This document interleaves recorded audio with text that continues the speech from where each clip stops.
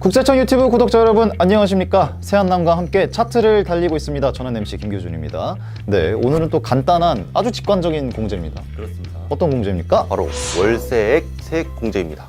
빠밤. 그래서 이 요건을 충족하면요, 이 지급한 월세액의 10% 또는 12%를 세액 공제 받을 수 있습니다. 네, 자, 당연히 한도가 있겠죠. 그렇습니다. 자, 연간 750만 원까지에 대해서만 세액 공제를 받을 수 있습니다.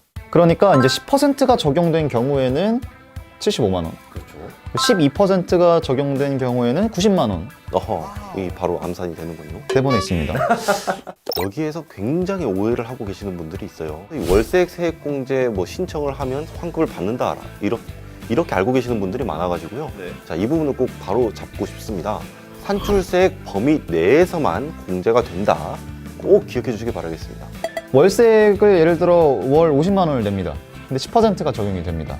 그러면 이제 세액 공제액이 5만 원이라는 거고 그만큼 5만 원을 돌려주는 개념이 아닙니다. 그렇다면 이 월세액 세액 공제는 어떤 경우에 받을 수 있나요? 이 부분은 세 가지 측면에서 볼 수가 있습니다. 세 가지. 예, 세 가지.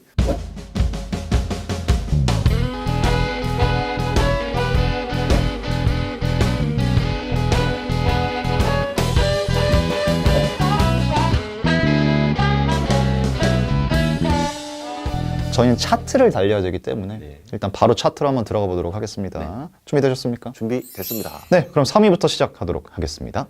네, 3위. 빠밤. 세대 분리된 배우자가 주택을 소유하고 있는 경우.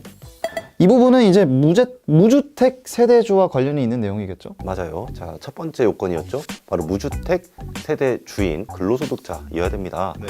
자, 이 무주택 세대라는 것은 세대주 본인뿐만 아니고 세대원도 주택을 소유하지 않아야 되죠. 네. 그렇다면 또 안 물어볼 수가 없습니다. 연도 중에 주택을 처분해서 연말 시점으로 봤을 때 주택이 없는 경우 해당됩니까? 그렇습니다. 그렇군요. 그러니까 직장 때문에 어쩔 수 없이 배우자와 따로 살고 있는데 이분이 이제 결과적으로는 지금 세대가 다른 거죠. 그렇죠. 그러니까 무주택 처리가 되기 때문에 이 지금 질문하신 이 3위에 해당되는 분은 공제를 받을 수 있다. 그렇지 않습니다. 걸려들었군 이 녀석. 이런 느낌이네요. 배우자는요, 이 따로 살고 있더라도 세대를 같이 하는 것으로 봅니다. 예. 멀어도 한 마음, 그렇죠. 떨어져 있어도 한 마음. 이 배우자가 주택을 소유하고 있기 때문에 무주택 세대가 아니죠. 그렇기 때문에 월세액 세액 공제를 받을 수가 없게 되는 것이고요. 이 12월 31일 현재 주택을 소유하였는지 여부, 이 여부는요, 거주자, 배우자, 따로 살고 있는 배우자 포함이고요. 그리고 거주자 주소와 또는 거소에서 생계를 같이 하고 있는 직계존비속, 형제자매, 그리고 배우자의 직계존비속까지 다 포함해서 판단을 해야 됩니다. 그리고 세대주가 이 아래의 공제 요건을 받지 않은 경우에 한해서 세대원도 공제를 받을 수가 있습니다. 오늘의 월세액 세액 공제 차트 2위 어떤 내용입니까? 2위, 빠밤. 월세액에 대해서 현금 영수증을 발급받은 경우. 결론부터 말씀을 드릴게요. 자, 이런 경우는 월세액 세액 공제와 신용카드 등 사용 금액에 대한 소득 공제를 동시에 적용받을 수가 없습니다.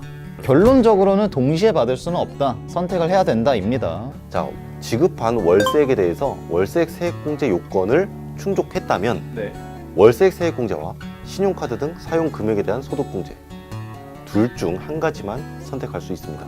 현금 영수증을 발급을 받으려면 그렇다면 이제 임대인, 집주인한테 현금 영수증을 요청을 해야 되는 겁니까? 네, 그렇습니다. 자, 그런데 보통 주택 임대인들이요, 현금 영수증 가맹점에 가입되지 않는 경우가 굉장히 많아요. 그렇습니다. 어떻게 하면 되죠? 국세청 홈택스에서 상담 제보를 클릭을 하시고요. 그리고 현금 영수증 민원 신고에서 주택 임차료 월세를 누릅니다. 그리고 이후 네 번째 주택 임차료 현금 영수증 발급 신청, 여기에 신청하기에서 현금 영수증 발급을 신청하실 수가 있습니다. 이게 오늘의 2위인 거죠. 2위였습니다. 지체 없이 대망 1위로 가도록 하겠습니다. 1위 어떤 내용입니까? 대망의 1위, 빠밤. 전입신고를 놓친 경우. 질문 끝까지 만들어 주셔야죠. 어떻게 이거 끝인데요. 전입 신고를 놓쳤다. 신고합니다. 이건 아니고요. 죄송합니다. 갑자기 또 아무튼 전입 신고를 놓쳤다고 하면 이 세액 공제를 받을 수 있는 건가요? 이거는 세 번째 요건과 관련이 있어요. 자, 임대차 계약 측면이죠. 자, 임대차 계약서상 주소지와 주민등록표 등본상 주소지가 반드시 일치가 되어야 됩니다. 그렇습니다. 전입신고를 하지 않았다면 세액공제를 받을 수가 없게 되는 것이죠.